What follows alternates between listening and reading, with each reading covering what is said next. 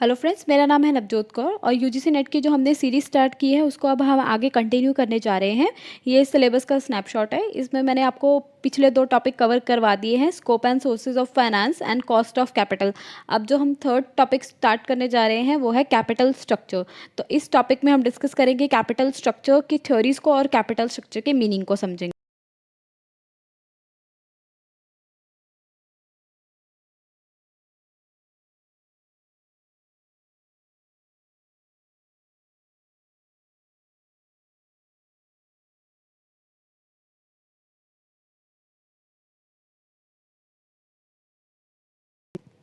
तो capital structure का meaning क्या है? Kind of securities and proportionate amount. Securities कौन कौन सी हो सकती है? एक कंपनी कौन कौन सी सिक्योरिटीज इशू करती है? डेट, इक्विटी, उसके बाद प्रेफरेंस। तो ये कंपनी की क्या होती है? सिक्योरिटीज। और उनका प्रपोर्शनेट अमाउंट, मान लीजिए हमने 100% एक मार्केट से रेस किया है, तो हो सकता है कि 20% मैंने डेट रेस किया हो, 30% मैंने प्रेफरेंस रेस किया हो और 50% मैंने इक्विटी रेस किया हो। तो डेट का प्रपोर्शन क्या हुआ? 20, प्रेफरेंस का 30 और इक्विटी का 50। तो ये क्या हो गया? प्रपोर्शन। और किसका प्रपोर्शन? सिक्योरिटीज़ का। That make up capitalisation. जब लाइबिलिटी साइड को हम टोटल करते हैं तो वो क्या कहलाता है? कैपिटलाइजेशन। और उसमें जो लॉन्ग टर्म एसेट्स सॉरी जो लॉन्ग टर्म लाइबिलिटीज़ होती है उसे हम बोलते हैं कैपिटल स्ट्रक्चर। जब लाइबिलिटी साइड का टोटल होता है तो उसको हम बोलते हैं कैपिटलाइजेशन, और उसमें जो लॉन्ग टर्म सोर्सेज होते हैं उसको हम बोलते हैं capitalisation. Mix of different sources, long term sources. तो यहाँ पे हम स्टडी करेंगे कि इसके ऑब्जेक्टिव क्या है। कैपिटल स्ट्रक्चर को स्टडी करने के ऑब्जेक्टिव क्या रहेंगे? तो इसका सीधा सीधा ऑब्जेक्टिव रहेगा maximise the value of firm की वैल्यू को इंक्रीज करना और मिनिमाइज दी ओवरऑल कॉस्ट। दो ही ऑब्जेक्टिव रहते हैं। वो अपने प्रॉफिट को इंक्रीज करना चाहते हैं और कॉस्ट को डिक्रीज करना चाहते हैं। तो कौन कौन से फॉर्म ऑफ कैपिटल स्ट्रक्चर हो सकते हैं? एक कंपनी है वो सिर्फ और सिर्फ इक्विटी शेयर इशू कर सकती है, वो इक्विटी और प्रेफरेंस शेयर इशू कर सकती है, इक्विटी एंड डिबेंचर इशू कर सकती है, इक्विटी, डिबेंचर एंड प्रेफरेंस तीनों ही इशू कर सकती है। तो कौन से फैक्टर है इन्फ्लुएंस करते हैं कि एक कंपनी है वो इक्विटी इशू करे, प्रेफरेंस इशू करे या डिबेंचर इशू करे? तो सबसे पहला फैक्टर रहता है रिस्क का। अगर कंपनी लो रिस्क बियर करना चाहती है तो वो इक्विटी इशू करेगी। और वैसे इक्विटी, अगर कंपनी चाहती है कि उसकी कॉस्ट बहुत चीपर रहे तो वो डिबेंचर करेगी। और अगर कंपनी चाहती है कि उसका कंट्रोल डाइल्यूट ना हो, मतलब बाकी लोगों के हाथ में ना जाए, तो वो क्या करेगी? डिबेंचर इशू करेगी। क्योंकि डिबेंचर के केस में डिबेंचर होल्डर्स और प्रेफरेंस शेयर होल्डर्स के पास वोटिंग राइट्स नहीं होते, जबकि इक्विटी शेयर होल्डर्स के पास क्या होते हैं? Voting rights. तो अगर कंपनी वोटिंग राइट्स डाइल्यूट नहीं करना चाहती तो वो कौन सा मोड यूज़ करेगी? Preference and debentures. तो depending upon the factors company अपना जो मोड है वो सेलेक्ट करेगी, राइट? अब आपको ये समझ आ गया होगा। अब यहाँ पे दो वर्ड हैं, capitalisation and capital structure. Capitalisation का मतलब होता है total amount of securities issued by the company. और टोटल अमाउंट ऑफ सिक्योरिटीज क्या हो सकती हैं? लाइक उसने डिबेंचर के थ्रू पैसा रेज किया है, उसने ओवरड्राफ्ट से पैसा रेज किया है। दोनों में डिफरेंस क्या है? ये लॉन्ग टर्म है और ये शॉर्ट टर्म है। तो जो लॉन्ग टर्म होगा उसको ही कैपिटल स्ट्रक्चर का पार्ट माना जाएगा। ओवरड्राफ्ट, कैश क्रेडिट, ये सारे शॉर्ट टर्म जो हैं उसको हम कैपिटल स्ट्रक्चर का पार्ट नहीं बोलते। लेकिन कैपिटलाइजेशन में long term plus short term दोनों आ जाते हैं और कैपिटल स्ट्रक्चर में सिर्फ और सिर्फ लॉन्ग टर्म की बात की जाती है। एक चीज़ याद रखिएगा, फिर से मैं बता देती हूँ। कैपिटलाइजेशन में लॉन्ग टर्म और शॉर्ट टर्म दोनों आते हैं। कैपिटल स्ट्रक्चर में सिर्फ और सिर्फ लॉन्ग टर्म सोर्सेस की ही बात की जाएगी। नेक्स्ट, अब हम इसकी थ्योरीज को पढ़ेंगे। इसकी दो थ्योरीज हैं, मॉडर्न अप्रोच और ट्रेडिशनल अप्रोच। मॉडर्न अप्रोच में फर्दर 3 अप्रोचेज हैं, net income approach, net operating income approach and MM approach. तो वन बाय वन हम इसको पढ़ेंगे।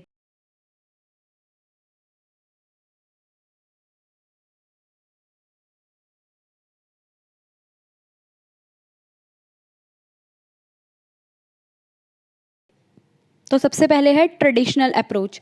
ट्रेडिशनल अप्रोच जो है वो net income approach traditional approach net income approach plus net operating income approach दोनों का कॉम्बिनेशन है।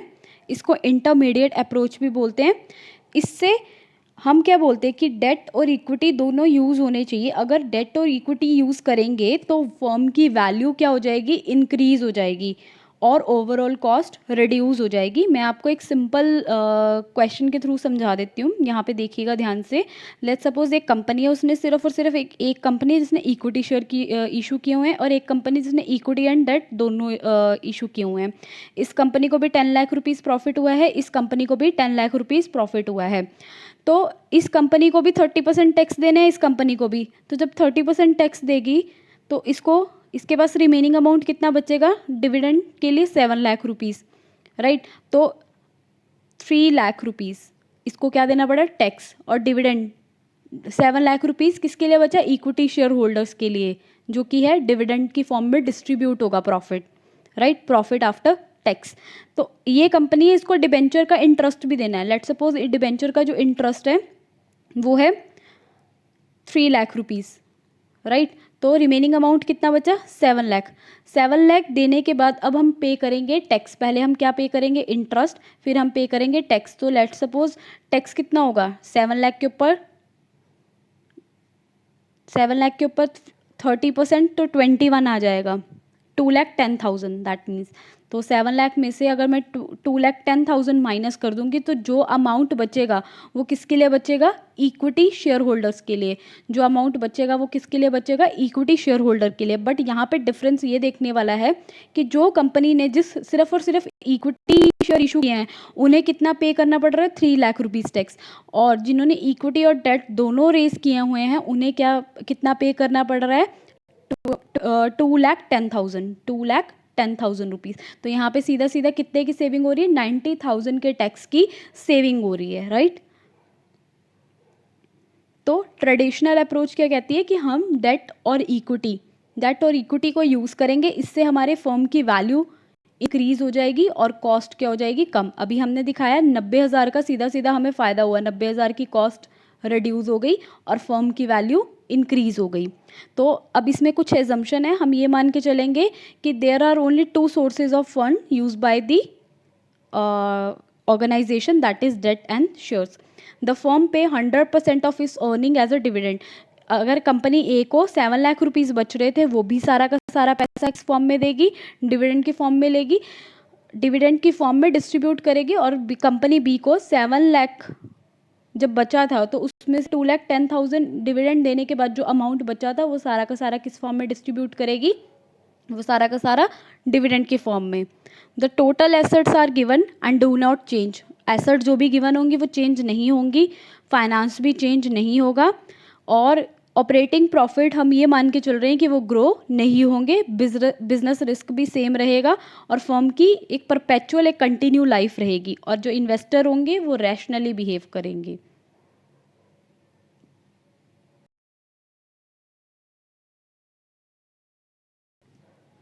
नेक्स्ट अब हम समझेंगे मॉडर्न अप्रोच। मॉडर्न अप्रोच में 2 अप्रोचेज आती हैं, net income approach and net operating income approach, right. Net income approach में क्या ये किसने सजेस्ट की थी, ये डुरांड ने सजेस्ट की थी।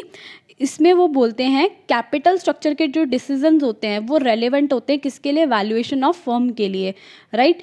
तो यहाँ पे मैं आपको बताती हूँ, देखिएगा, कैपिटल स्ट्रक्चर चेंज होगा तो ओवरऑल कॉस्ट चेंज होगी। कैपिटल स्ट्रक्चर चेंज होने से क्या चेंज होगा, overall cost, change in overall cost of the firm. और अगर ओवरऑल कॉस्ट चेंज होगी तो मार्केट प्राइस ऑफ शेयर भी चेंज होगा, और मार्केट प्राइस चेंज होगा तो फर्म की वैल्यू भी चेंज होगी। पहले क्या, कैपिटल स्ट्रक्चर चेंज हुआ, कैपिटल स्ट्रक्चर चेंज होने से कॉस्ट ऑफ कैपिटल चेंज हो जाएगा। अगर आपको कॉस्ट ऑफ कैपिटल का मीनिंग नहीं पता तो आप मेरी पिछली वीडियो देख सकते हैं, उसमें मैंने कॉस्ट ऑफ कैपिटल का मीनिंग बहुत अच्छे से क्लियर किया है। तो जब कॉस्ट ऑफ कैपिटल चेंज होगा तो मार्केट प्राइस चेंज होगा, और अगर मार्केट प्राइस चेंज होगा तो total value of the firm change होगी। इसमें वो ये कहते हैं यूज़ मोर डेट फाइनेंस। अगर हम ज़्यादा डेट फाइनेंस यूज़ करेंगे तो ये क्या रिड्यूस कर देगा, ओवरऑल कॉस्ट, और फर्म की वैल्यू इंक्रीज हो जाएगी। जो मैंने आपको पिछली स्लाइड पे दिखाया है कि अगर एक कंपनी डेट इशू करती है तो उसके पास क्या होती है, टैक्स सेविंग होती है। तो टैक्स सेविंग मतलब कि उसने क्या रिड्यूस कर दी, ओवरऑल कॉस्ट, और जब कॉस्ट रिड्यूस हो गई तो क्या इंक्रीज हुआ, फर्म की वैल्यू। तो इसमें हम ये एजम्पशंस मान के चलेंगे कि there are no corporate tax, the cost of debt is less than the cost of equity. Cost of debt क्या है, जो डेट है वो चीपर है इक्विटी का comparatively, and the use of date does not change the risk perception of the investor. हम ये मान के चलेंगे कि जो इन्वेस्टर का रिस्क परसेप्शन है वो चेंज नहीं होगा, राइट। अब नेक्स्ट है net operating income approach. Net operating income approach ये भी दुरैन ने ही सजेस्ट की थी। और देखिए पहली अप्रोच में वो क्या कह रहे हैं कि डिसीजन जो है वो रेलेवेंट है, और दूसरी अप्रोच में वो कह रहे हैं कि डिसीजन जो है वो इरेलेवेंट है। कैपिटल स्ट्रक्चर चेंज होगा तो ओवरऑल कॉस्ट चेंज नहीं होगी, ना ही मार्केट प्राइस चेंज होगा, और ना ही टोटल वैल्यू चेंज होगी। ऊपर अगर कैपिटल स्ट्रक्चर चेंज होगा, ध्यान से समझिएगा, capital structure change, cost change, market price change, overall value. यहाँ पे अगर कैपिटल स्ट्रक्चर चेंज हो रहा है तो ओवरऑल कॉस्ट भी चेंज नहीं होगी, मार्केट प्राइस भी चेंज नहीं होगा, और वैल्यू भी। चार चीज़ें आपस में लिंक है, capital structure, cost of capital, market value, total value, right. तो एजम्पशन क्या है इस थ्योरी की, the overall cost of capital remain constant.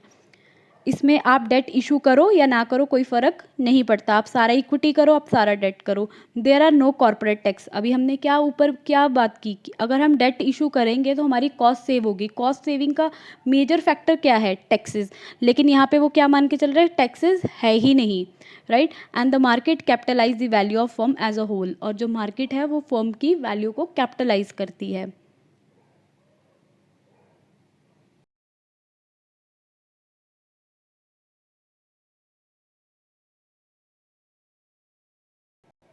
तो सबसे पहले हमने समझी ट्रेडिशनल अप्रोच जो कि कॉम्बिनेशन है नेट इनकम अप्रोच का और नेट ऑपरेटिंग इनकम अप्रोच का। अब हम समझेंगे एमएम अप्रोच। एमएम अप्रोच क्या कहती है कि फाइनेंसिंग डिसीजन जो है वो फर्म के वो मार्केट वैल्यू को इफेक्ट ही नहीं करते, राइट।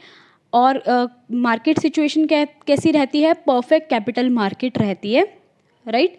और capital structure of the firm change, debt weighted equity mix. तो वो कहते हैं कि अगर कैपिटल स्ट्रक्चर जो है फर्म का, अगर डेट इक्विटी का मिक्सचर चेंज हो रहा है, मतलब मान लीजिए डेट इक्विटी का मिक्सचर कैसे कि पहले आप 70% इक्विटी था, अब 30% डेट है, तो ये डेट इक्विटी मिक्सचर हो गया।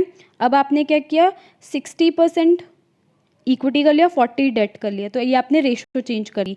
तो capital structure of the firm change, debt weighted equity mix, तो इसके कहने का मतलब ये है। तो average cost of capital not change, अगर हम इस तरह का कुछ करते हैं तो एवरेज चेंज नहीं होगा। क्यों नहीं चेंज होगा, ध्यान से देखिए, यहाँ पे क्या है 100 आ गया, यहाँ पे भी क्या आ गया 100 आ गया।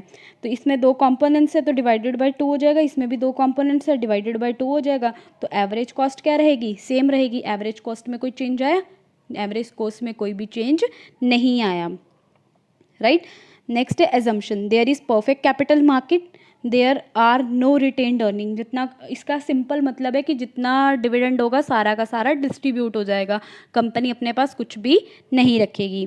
There are no corporate tax, अभी हमने समझा कि कॉर्पोरेट टैक्स मतलब कि इकोनॉमी में कोई भी टैक्स नहीं होगा, टैक्स सेविंग नहीं होगी, तभी चाहे कंपनी डेट इशू करे चाहे इक्विटी इशू करे, कोई फ़र्क नहीं पड़ता क्योंकि टैक्स सेविंग तो होनी ही नहीं है।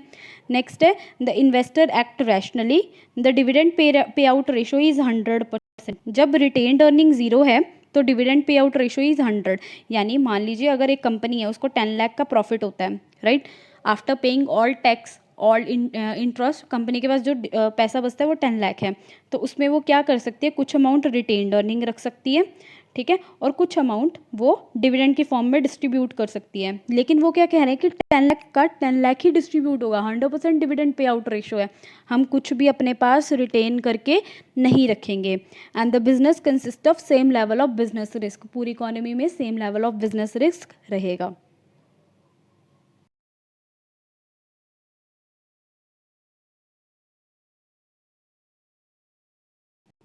आई होप आपको ये वीडियो पसंद आई होगी। प्लीज़ लाइक और सब्सक्राइब ज़रूर कीजिएगा और अपने दोस्तों के साथ ज़रूर शेयर कीजिएगा।